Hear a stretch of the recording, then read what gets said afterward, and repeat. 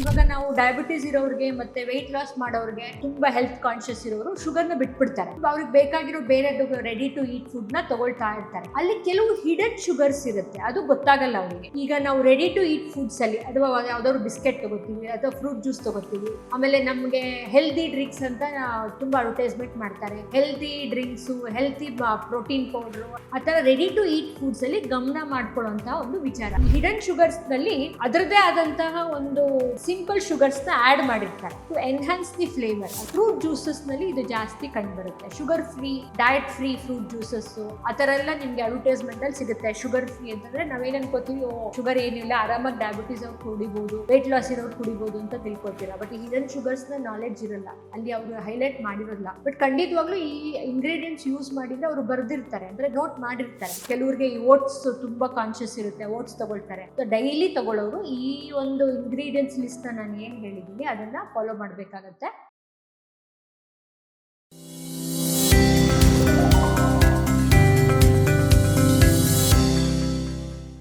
ನಮಸ್ಕಾರ ವೀಕ್ಷಕರೇ, ಇವತ್ತಿನ ಒಂದು ಸಿಹಿ ಸುದ್ದಿ. ಆ ಸಿಹಿ ಅಂಶದಲ್ಲಿ ಒಂದ್ ಸ್ವಲ್ಪ ಗಮನ ಇಟ್ಕೊಳ್ಳುವಂತ ಒಂದು ಸುದ್ದಿ ಇದು. ಮೇಯ್ನ್ ಆಗಿ ನಮ್ಮ ಡಯಾಬಿಟೀಸ್ ಇರೋರು ಸ್ವಲ್ಪ ಗಮನ ಮಾಡ್ಕೊಳ್ಳುವಂತ ವಿಚಾರ. ಬಟ್ ಡಯಾಬಿಟೀಸ್ ಅವ್ರಿಗೆ ಅಂತಲ್ಲ, ಡಯಾಬಿಟೀಸ್ ಇಸ್ ಫಸ್ಟ್ ಪ್ರಿಫರೆನ್ಸು ಈ ವಿಡಿಯೋ. ಅದು ಬಿಟ್ಟು ಕಾಮನ್ ಆಗಿರುವಂತಹ ನಮ್ಮ ಆರೋಗ್ಯದ ದೃಷ್ಟಿಯಲ್ಲಿರೋರ್ಗೂ ಈ ವಿಚಾರ ನಾನು ಹೆಲ್ಪ್ ಆಗುತ್ತೆ ಅಂತ ಅನ್ಕೊಂಡಿದ್ದೀನಿ. ನಾವು ಒಂದು ಫುಡ್ ಸೆಲೆಕ್ಷನ್ ಮಾಡ್ಕೋಬೇಕಾದ್ರೆ ಹಿಡನ್ ಶುಗರ್ಸ್ ಅಂತ ಇರುತ್ತೆ. ಅಂದರೆ ಹಿಡನ್ ಶುಗರ್ಸ್ ಅಂದರೆ ಏನು? ಇವಾಗ ನಾವು ಡಯಾಬಿಟೀಸ್ ಇರೋರಿಗೆ ಮತ್ತು ವೆಯ್ಟ್ ಲಾಸ್ ಮಾಡೋರಿಗೆ ಮತ್ತು ಈ ಕೆಲವರು ಬೇರೆ ಥರ ತುಂಬ ಹೆಲ್ತ್ ಕಾನ್ಷಿಯಸ್ ಇರೋರು ಶುಗರ್ನ ಬಿಟ್ಬಿಡ್ತಾರೆ. ಶುಗರು, ಬೆಲ್ಲ, ಈ ಥರ ಸ್ವೀಟ್ಸು ಅನ್ನೋ ಒಂದು ಇದು ಒಂದು ಮೈಂಡಲ್ಲಿ ಇಟ್ಕೊಂಡು main they concentrate on sugar ಮತ್ತು ಬೆಲ್ಲಕ್ಕೆ ಕಾನ್ಸಂಟ್ರೇಟ್ ಮಾಡಿಕೊಂಡು ಅವ್ರಿಗೆ ಬೇಕಾಗಿರೋ ಬೇರೆದು ರೆಡಿ ಟು ಈಟ್ ಫುಡ್ನ ತಗೊಳ್ತಾ ಇರ್ತಾರೆ.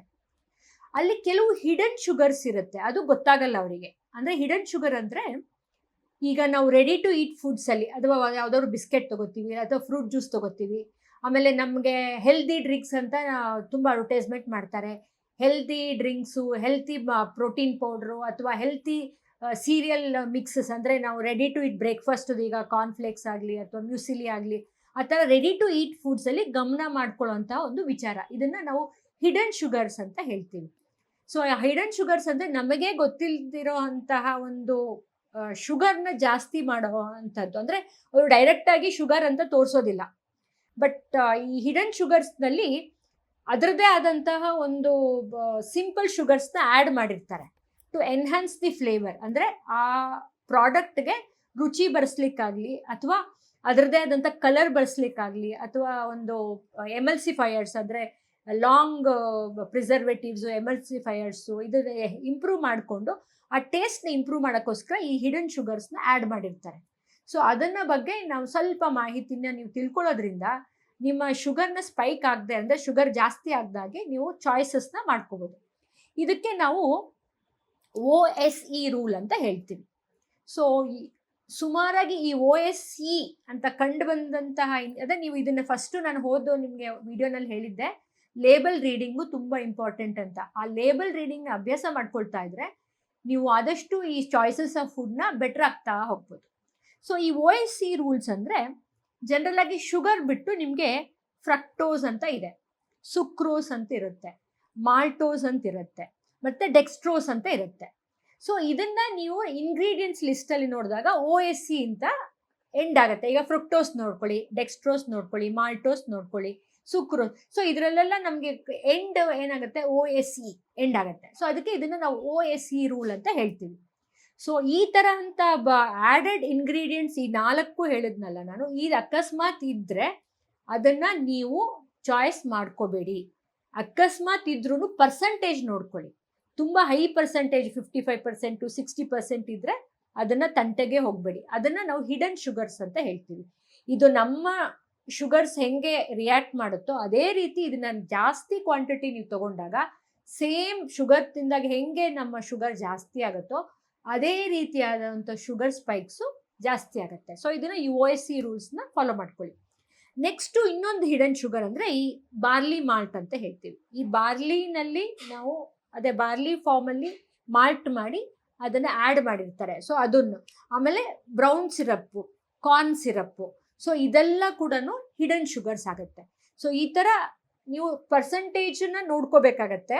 ಊಟ ನೀವು ತಗೊಳ್ಳೋಂತಹ ಪ್ಯಾಕ್ಡ್ ಫುಡ್ಸ್, ಜನರಲ್ ಆಗಿ ನಾವು ಇದನ್ನೆಲ್ಲ ನಾವು ಎಲ್ಲಿ ನೋಡ್ತೀವಿ, ಇವಾಗ ನಾವು ಒಂದು ಅಡ್ವರ್ಟೈಸ್ಮೆಂಟಲ್ಲಿ ಜನರಲ್ ಆಗಿ ಹೆಲ್ತ್ ಕಾನ್ಷಿಯಸ್ ಇರೋರೆಲ್ಲ ಯೋಗರ್ಟ್ ತಿನ್ನಿ ಅಂತ ಹೇಳ್ಕೊಡ್ತೇವೆ. ಸೊ ಯೋಗರ್ಟಲ್ಲಿ ಗ್ರೀಕ್ ಯೋಗರ್ಟ್ ಅಥವಾ ಪ್ಲೇನ್ ಯೋಗರ್ಟ್ ತಗೊಳ್ಳೋದ್ರಿಂದ ಯಾವುದೇ ಥರ ನಿಮಗೆ ತೊಂದರೆಗಳಾಗಲ್ಲ. ಲಾಂಗ್ ಟರ್ಮ್ ತೊಗೊಂಡ್ರು ಹೆಚ್ಚು ಕಡಿಮೆ ಪರವಾಗಿಲ್ಲ.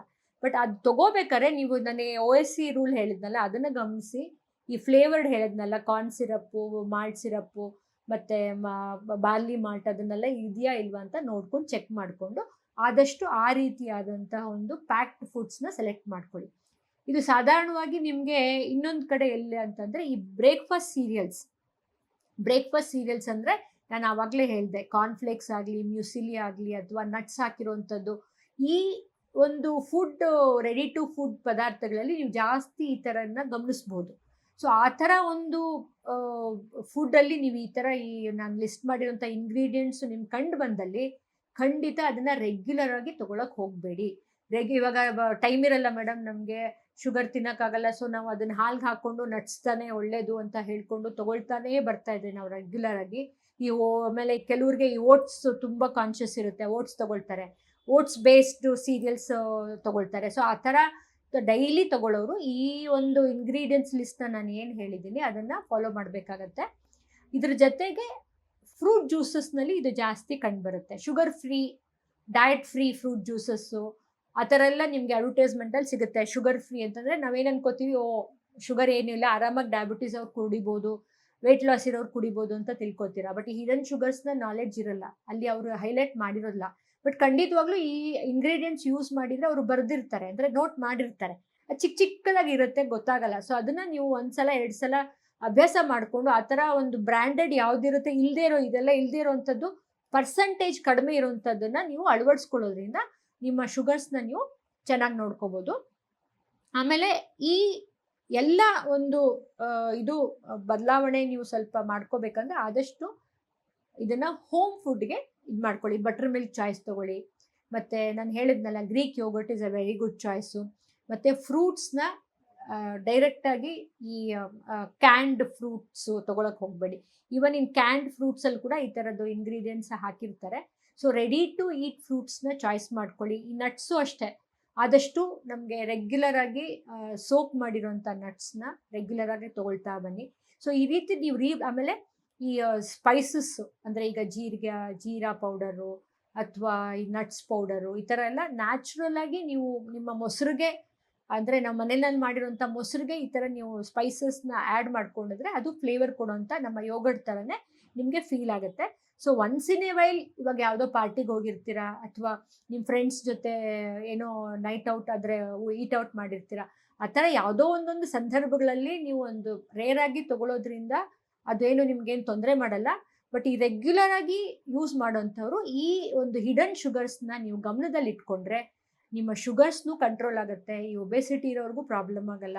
ಮಕ್ಕಳಲ್ಲಿ ಕೂಡ ಆ ಒಂದು ಶುಗರ್ ಕ್ರೇವಿಂಗ್ಸ್ ಏನಾಗುತ್ತೆ ಈ ಥರ ಹಿಡನ್ ಶುಗರ್ಸಿಂದ ಆಗಿ ಅವ್ರು ಅದಕ್ಕೆ ಜಾಸ್ತಿ ಇನ್ವಾಲ್ವ್ ಆಗಿ ರೆಡಿ ಟು ಈಟ್ ಫುಡ್ಸ್ಗೆ ಅಡಿಕ್ಟ್ ಆಗಿಬಿಡ್ತಾರೆ. ಸೊ ಈ ಎಲ್ಲ ಒಂದು ಮಿಶ್ರಣ ಒಂದು ನಾಲೆಡ್ಜಿಂದ ನಿಮ್ಗೆ ಇದನ್ನು ಅಭ್ಯಾಸ ಮಾಡ್ಕೊಳ್ತಾ ಇದ್ರೆ you can be aware of hidden sugars. So hope ನಿಮಗೆ ಈ ಒಂದು ಮಾಹಿತಿ ಹೆಲ್ಪ್ ಆಗಿದೆ ಅಂತ ತಿಳ್ಕೊತೀನಿ.